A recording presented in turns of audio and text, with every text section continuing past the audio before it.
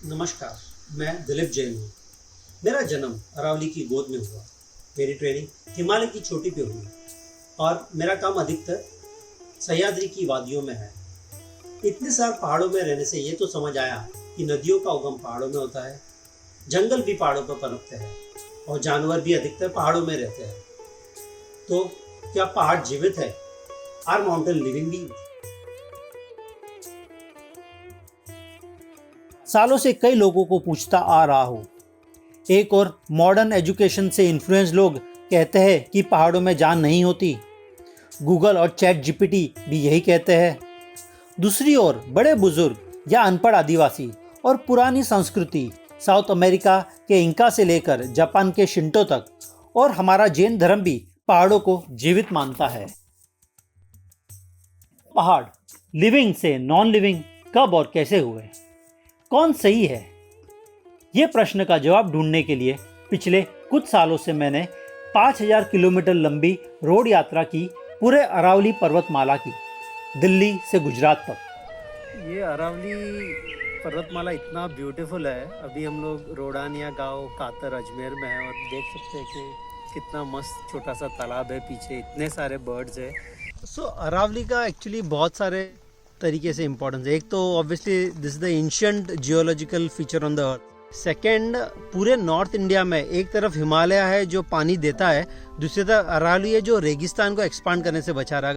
Thirdly, पूरे राजस्थान जो desert है वहाँ का वाटर का जो सोर्स है या वाटर का जो जगह है जहाँ से वाटर एब्जॉर्ब होता है ज़मीन में, वो अरावली के कारण है। क्लाउड्स, बारिश, जंगल और जानवर सारे अरावली के कारण। वो नहीं रहेगा तो राजस्थान में जो बचा कुचा हरियाली और नदी और नाले हैं कुछ नहीं बचेंगे। इतना महत्व होने के बावजूद भी कई सारी जगह पर अरावली भूकंप क्षेत्र जैसा लगता है। आप उदयपुर के रंगीले चमचमाती होटलों से केवल 10-20 किलोमीटर बाहर चले जाओ तो यह दिखेगा। वास्तव में यह सब माइंस है, यानी खदानें हैं। इस बर्बादी का कारण भ्रष्टाचार और अवैध खनन तो है ही, पर इससे भी बड़ा कारण है हम सब बड़े शहरों में रहने वाले लोग की लाइफस्टाइल है, जिसमें हम चीज़ों को बेझिझक खरीदते हैं, वापर करते हैं और फेंकते हैं। नमस्कार, मैं हूँ डॉली रतेश्वर। मैंने बहुत कुछ सीखा एजुकेशन सिस्टम से, अपने सोसाइटी से और आजकल इन्फ्लुएंसर्स और मीडिया से। मैंने सीखा कि सोप, शैम्पूज, फिनाइल अच्छे से और ज़्यादा वापरने से बीमारियां नहीं आती। मैंने सीखा कि घर में 4 टीवी हो और लिविंग रूम में चमकता हुआ मार्बल हो तो अच्छा लगता है। मैंने सीखा कि इलेक्ट्रिक ईवी गाड़ियां पर्यावरण के लिए सही है और मैंने ये भी सीखा कि कपड़ों से मेरी इमेज बनती है। मैंने सीखा कि लाइफ का मकसद कमाना, खाना, पीना और ऐश करना होता है। और सबसे बड़ी बात मैंने सीखा कि पहाड़ों में जान नहीं होती। क्या ये सब झूठ है? क्या ये सब इसलिए सिखाया जाता है ताकि हम इसको सच मानने लगे? अरावली भ्रमण के बाद मेरे दोस्त दिलीप जैन ने मुझे कुछ महत्वपूर्ण बातें बताई। इंसान के जीने के लिए जो भी आवश्यक चीजें हैं जिस पर इंसान का जीना निर्भर करता है, वह धरती के ऊपर आसानी से मिल जाती है। चाहे वह तेल, पानी या हवा दवा हो, फल फूल या पशु पक्षी हो। ये वस्तुएं प्रकृति कुछ महीनों या फिर कुछ सालों की साइकिल में खुद ही रिप्लेनिश कर देती है। इनको पाने के लिए हमें कोई खास मशीन की भी जरूरत नहीं पड़ती। दूसरी ओर इंसान के जीने के लिए जो भी चीजें आवश्यक नहीं है वह आसानी से मिलती भी नहीं है। ये चीजें हाईटेक मशीनों से बनती है, जैसे कि एसी और फ्रिज, मेकअप और ज्वेलरी, गैजेट और एयरप्लेन, सीमेंट और स्टील। ये वस्तुएं बनाने का सारा रॉ मटेरियल प्रकृति से ही प्राप्त होता है, ज्यादातर माइंस में से ही। जी हाँ, हमारे लग्जरी के वस्तुओं का सामान पहाड़ों को खोद कर निकाला जाता है। प्रकृति ने इनको बहुत गहरी तरह से छिपा कर रखा है। शायद वो नहीं चाहती कि हम इसका इतना ज्यादा इस्तेमाल करें। हमारे प्रोग्रेस का कारण है कि हम बहुत नीचे खोद सकते हैं और बहुत ऊपर भी बांध सकते हैं, पर जमीन से नाता टूट सा गया है। इसलिए बेसिक नेसेसिटीज के लिए भी हमें सरफेस रिसोर्सेज संभालने की कोई चिंता नहीं है। अब जब तक हाथ से काम करते थे तब तक इंसान का रिश्ता था प्रकृति से, पर वो अब तेजी से कमजोर हो रहा है। अब हम एक और पहलू को देखते हैं। माइनिंग से लोकल लेवल पर क्या प्रॉब्लम्स होती है वो समझते हैं। एक एक्सकवेटर को 1 एकड़ जमीन से 400 पेड़ निकालने में 2 आदमी, 10 दिन और 1 लाख रुपए लगते हैं। वही दूसरी ओर 1 एकड़ पर 400 पेड़ लगाने में और उनके बड़े होने तक ध्यान रखने में 2 आदमी 5 साल और 10 लाख रुपए लगते हैं। प्रकृति को उभारने में सालों साल लग जाते हैं, पर उजड़ने में केवल कुछ क्षण और एक मशीन ही काफी है। माइनिंग के कारण एक पौधा या एक जानवर नहीं, बल्कि सारे फ्लोरा और फौना का हैबिटेट भी खत्म हो जाता है, हमेशा के लिए। ये वेस्टेज मार्बल जो निकाला गया उसका जो वेस्टेज है, तो ये जगह जगह डालने की वजह से माइनिंग से जो ज़मीन ख़राब हुआ, लेकिन डंपिंग करने से और उससे कई गुना मतलब पोल्यूशन हुआ, ज़मीनें ख़राब हुई है। जब धरती खोदते हैं तो पानी पर भी बड़ा असर पड़ता है। पहले जहाँ 40 फीट पर पानी मिलता था, वहीं अब 400 फीट पर पानी मिलता है।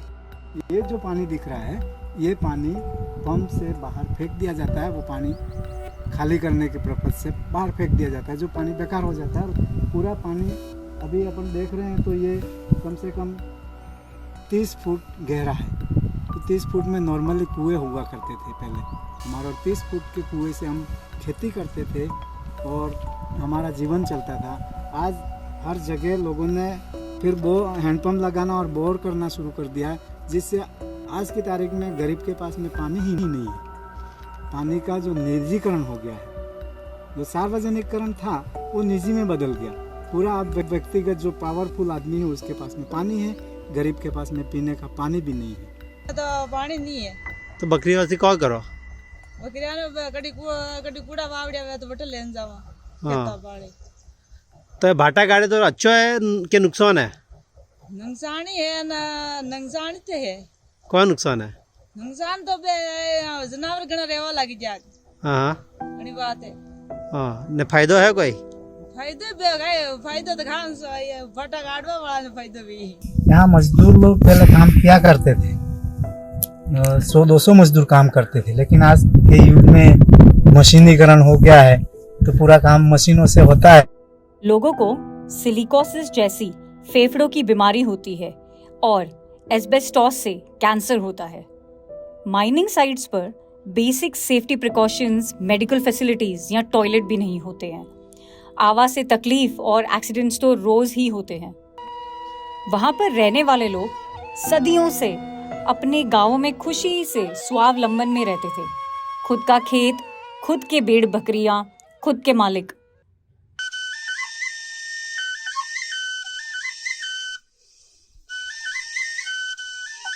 अब कैश तो आ गया, पर पूरा घर और गांव चला गया और अब वो शहरों में रेफ्यूजी लेबर की तरह ठोकरें खा रहे हैं। यह कैसा विकास, किसके लिए और इसका फायदा किसको? जरा सोचिए।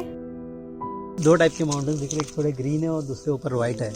तो ये सिंबल है आज के हमारे हाइपर कंज्यूमरिस्टिक लाइफस्टाइल का।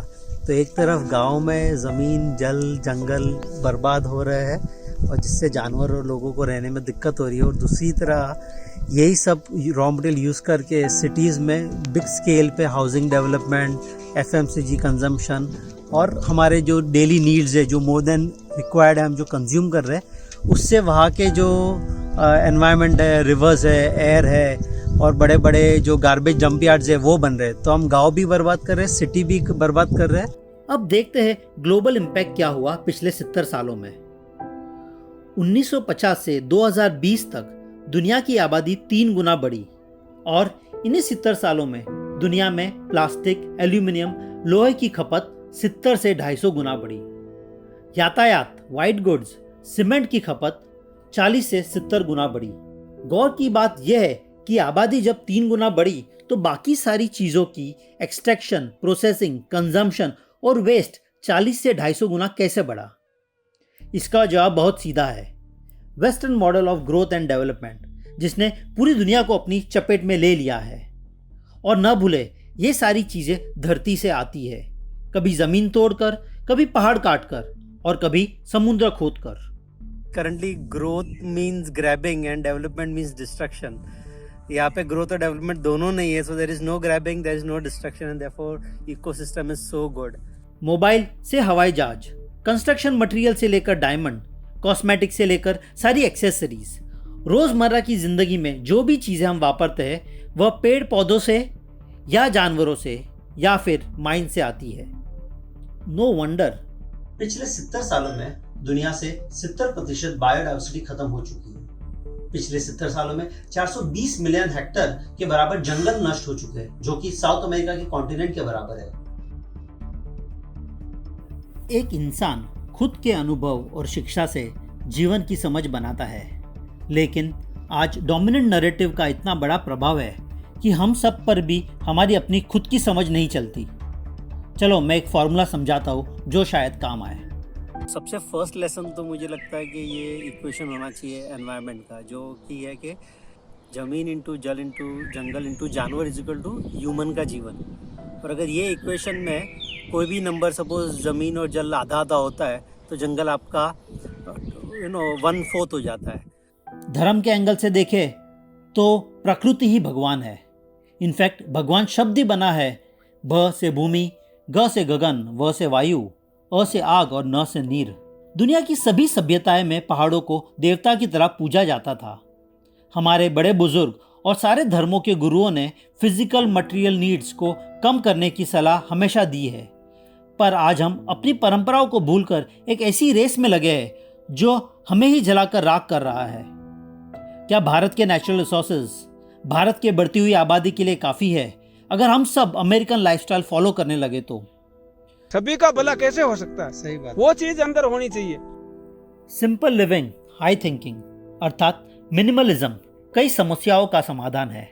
महात्मा गांधी से लेकर हमारे प्रधानमंत्री तक सभी लोग पर्यावरण के लिए अपनी जीवन शैली का बदलाव करने की सलाह देते हैं। मेरे लद्दाखी दोस्त सोनम वांगचुक पहाड़ों से हम शहरी लोगों को कई सालों से आई लिव सिंपली की अपील कर रहे हैं। Please live simply in the big cities so we in the mountains may simply live. Please live simply.